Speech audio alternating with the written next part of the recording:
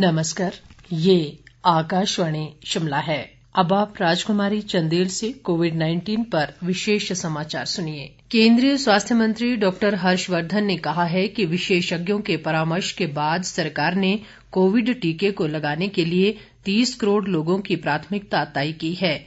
इनमें स्वास्थ्य कर्मी तथा पुलिस सेना और स्वच्छता कर्मी जैसे अग्रिम पंक्ति के कार्यकर्ता शामिल हैं। स्वास्थ्य मंत्री ने कहा कि ये टीका 50 वर्ष से अधिक आयु के लोगों को तथा 50 वर्ष से कम आयु के उन लोगों को भी दिया जाएगा जो कुछ अन्य बीमारियों से ग्रस्त हैं। उन्होंने कहा कि सरकार की पहली प्राथमिकता टीके की सुरक्षा और असर को लेकर है तथा इस विषय पर पूरी सतर्कता बरती जाएगी।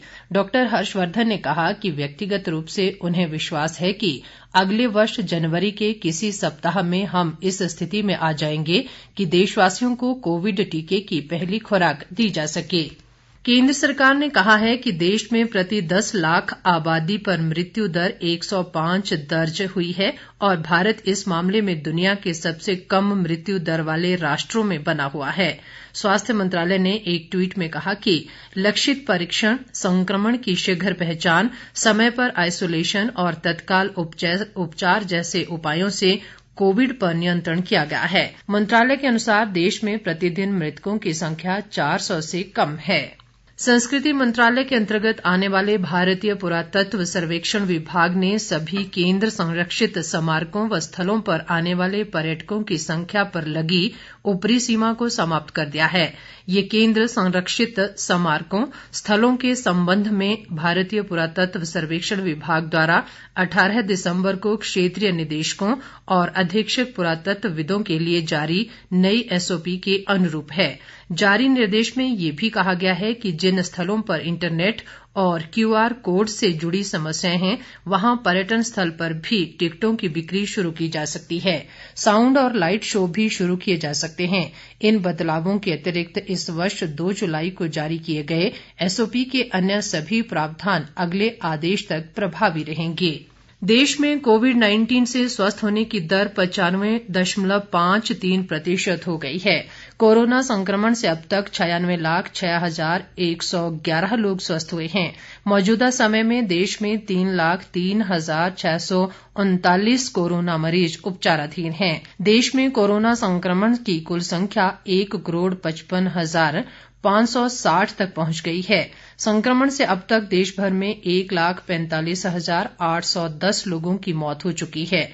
भारतीय आयुर्विज्ञान संस्थान आईसीएमआर के अनुसार देश भर में अब तक 16,20,98,329 लोगों की कोरोना जांच की जा चुकी है। पिछले 24 घंटों के दौरान 9,01,34 कोविड नमूनों की जांच की गई। इनमें से कोरोना संक्रमण के 24,337 मामले सामने आए हैं, जबकि 333 लोगों ने इस महामारी से अपनी जान गंवाई है।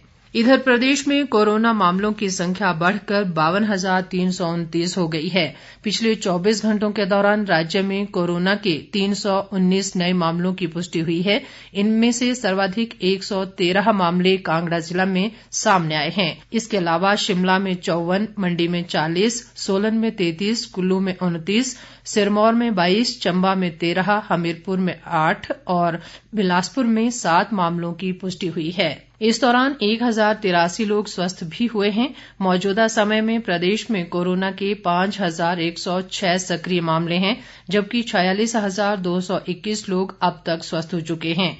प्रदेश में कोरोना संक्रमण से अब तक 864 लोगों की मृत्यु हो चुकी है। प्रदेश में अब तक कुल 6,74,626 कोरोना नमूनों की जांच की जा चुकी है, जिनमें से 6,21,047 की रिपोर्ट नेगेटिव आई है। केंद्र सरकार ने कहा है कि कोविड-19 से बचाव के लिए भारत में विकसित किया जा रहा टीका किसी भी अन्य देश में तैयार किए गए टीके के समान कारगर होगा। इसके साथ ही ये समाचार बुलेटिन समाप्त हुआ। नमस्कार।